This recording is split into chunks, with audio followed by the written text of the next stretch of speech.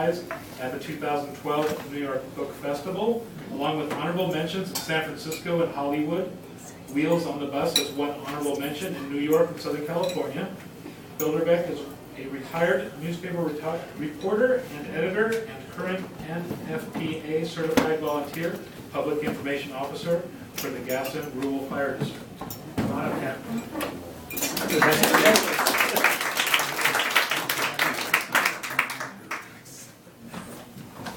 Well, actually, I'm not a current PIO for the Gaston Fire District, but I was until recently. And the book that I was going to start writing about today, I forgot to give an updated biography, so of course there are many more awards. But there's even also another book, and that book is called Fire in a Small Town. That's our most recent book. And it was written during my 5 years with the Gaston Fire Department. How many of you know where Gaston is? Pretty much everybody. And, you know, when you get to meet the people involved in that, there's a fellow there in Gaston by the name of Ron Hoodenpile, who is volunteer chief for about 30 years, and then a paid chief for about 20 years. His son just retired after 47 years as a volunteer. And this isn't just going to the occasional fire. This was going, in Chip's case, to 200 or 300 calls a year as a volunteer. So anyways, just to give you a little hint about what the book is all about, I'll read you some opening lines. Starts with Ron Hoodenpile, who's still there, still a great guy. You have to do this, Ron Hoodenpile told himself as he prepared to crawl back into the still smoldering house. You have to.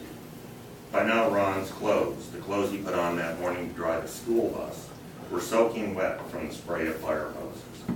He still was choking on soot from the first time he had entered his modest wood frame house a few minutes earlier, searching desperately in the blinding smoke and heat for a young mother and her infant daughter. By now, Ron Hoodenpile, the 30-year-old volunteer chief of the Gaston Fire Department, knew that neither of them had made it. He didn't know yet that the young woman also was pregnant with her second child.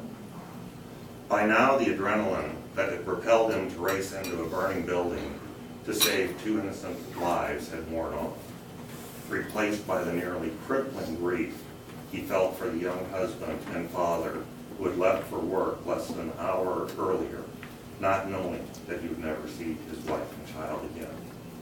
I get a little emotional just thinking about Ron sitting there telling me this. There's more, but the story devolves into a goat stuck in a phone booth, and it's all the life of a volunteer fire chief, which leads me then to another story. And to fully appreciate this story, you have to know the characters a little bit too. The first person is a woman by the name of Marilyn Beggart, who's about 90 now, and she's about this tall. Sweetest woman, just mild-mannered, soft-spoken. Her husband was a volunteer for 50 years. Second person, we already know, and that's Chief Ron Hoodenpile. Third person in this little story is Alfred Wells, who is also still around. And Alfred, and he wouldn't mind me telling you this, is about the size of Marilyn Beggart, weighs 97 pounds. He's a logger. He's 72 years old. He still goes out in the woods with an 80-pound, 6-foot bar chainsaw by himself. Alfred is quite a character. So, enough said. So, John was with Alfred Wells in a crawl space, Marilyn Beggart says, referring to a memory of her husband's long career with Gaston Fire, when Alfred turned around and said, "I smell S-H-I." Mrs. Beggart smiles and looks around her meticulous dining room as if checking to see if any of her precious grandchildren are present. And then she continues, well, let's just say that Alfred never was one to mince words. It was a chimney fire, former Chief Ron Hoodenpile recalls, looking back at the memorable call. The chimney pipe went down into the crawl space, so they went down to check. They never thought they would find what they found. "We were knee-deep in shit," said Alfred Wells, never one to mince words. "Toilet emptied right into the crawl space." Marilyn Beggar picks up the story again from there. "Oh my, if you don't think that John smelled the high heavens when he got home that night. And he was never paid to do that sort of thing." Of course, as I like to point out, he was never paid to do any of the things he did in 50 years. So, the book, though, is mostly a tribute to these volunteers. But it also talks about the crisis that, frankly, we have in rural firefighting, and especially in emergency medical services. It's a cause that I feel pretty strongly about, and I think that comes out in the book. But it is really mostly just these stories, incredible stories, little stories, like another Alfred Wells story. There was a grass fire because a high-tension power line had fallen into the dry grass. Well, there were fires all over the county, and the wire kept bouncing around and reigniting more fires. So every time they'd get one hot spot out, it would do another one. And they couldn't get PGE to come out and turn off the power. So Alfred, who knows everybody, went next door to a farmer's house, got his rifle, came out, and shot the wire at the house. Solved the problem. I've checked the protocols for every level of firefighter, and that's not in any of them.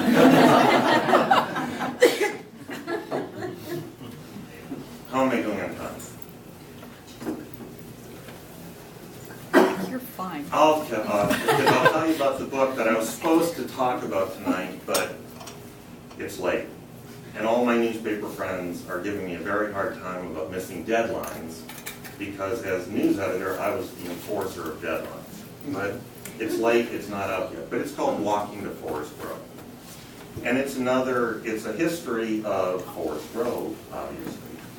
But it's also, I hope, telling the story of how cities are born. And when I think back to Marilyn Beggar, talking about John saying, "I smell S-H-I," I think back to the beginnings of Forest Grove, and thinking about it took 45 years of legal wrangling and elections, lawsuits, 45 years, starting in 1895, for Forest Grove to develop a sewer system. And you wouldn't think it would be that hard. But that's where it ties back into Alfred Wells' story. In the early 1900s, in towns such as Forest Grove and yes, even Portland, it was not that uncommon for people to just dig holes under the toilet in their home. And those who didn't ran a pipe out to the street and drained raw sewage into the street. In 1895, Forest Grove decided it needed a water system for 3 reasons. One, to burn to create steam, to turn a turbine to create electricity. Second was for fire protection. And the third was because in the summer it doesn't rain, and you need to flush water down the streets and ditches to get rid of all the raw sewage. Now what happens though when you flush water into ditches on hot summer days? Little kids think, that's a good place to swim. Oh. So every year, going back just 100 years ago, every year in the newspapers, you get the little tally of how many little children had died from infectious diseases from swimming in raw sewage. And it wasn't until 1940 that Forest Grove finally developed a working sewer. And even then it didn't work very well. And I think, we all look at the cities around us and sometimes forget that cities just don't spring up. They go through this just incredible birthing pains along the way. And I'll leave you with one more quick story from that. It involves, in 1924, there was a city council meeting, that was held mainly because the city was in another lawsuit over the sewer. It was like the fourth big lawsuit. But before they could deal with the sewer, they had two other problems. One was that their water system was failing because the dam had broken. The other problem was that they had no garbage collection. So garbage was piling up in the streets of Forest Grove, and the state said, you know guys, you gotta get rid of that garbage.